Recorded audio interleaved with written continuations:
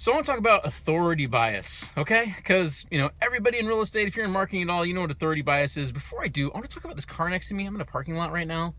Uh, that is like a 1980 something Firebird, and it's got a bunch of stuff in the back. That person's not an authority. So what makes somebody an authority, right? And why does anybody want to be an authority? And why do we have to be careful of that? Obviously, if you're in any kind of marketing, you know what an authority is. You want to be an authority because people listen to authorities, right? When I was in school, one of my professors once said, you know what makes somebody an expert? I said, no. 150 miles in a suitcase, right? That's what makes somebody an expert. That's what makes somebody an authority, right? So if you, present yourself as such, maybe you will be. But who do we listen to?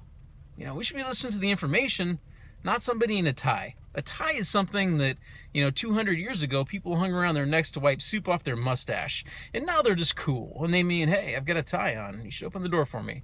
And I'm not saying it doesn't work, by the way. It absolutely works, which is why we have to be careful about it. Because when you start listening to people, like if you're in real estate and somebody says, oh, this works, this particular method works, you need to ask yourself, does it work for me? If I hear that buying HUD homes works, I'm going to buy HUD homes off the market and I'm going to buy them off, whatever. That would never, ever work where I am. And, it used to just be heartbreaking because I'd hear people in other parts of the country, smaller markets, secondary markets saying, oh, this works so well. I got 15 deals last month from this. Number one, you don't know how much money they're making on each one of those.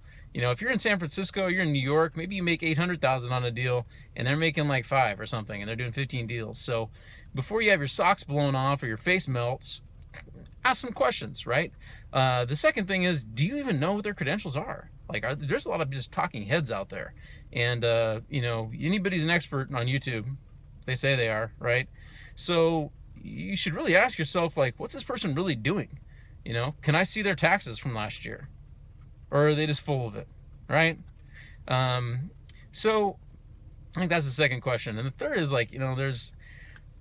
it's a separate thing, but survivorship bias, where people will do something great and they'll say, look, this worked really well. And everybody's like, oh man, I got to do that. And they listen because this person's the authority. They, for whatever reason have status. And it's just something that we have to be aware of, man. You have to, who's the authority? Truth, reality. Because you can believe something and, you can believe it and whatever, you can buy into it, but reality is going to send you an invoice.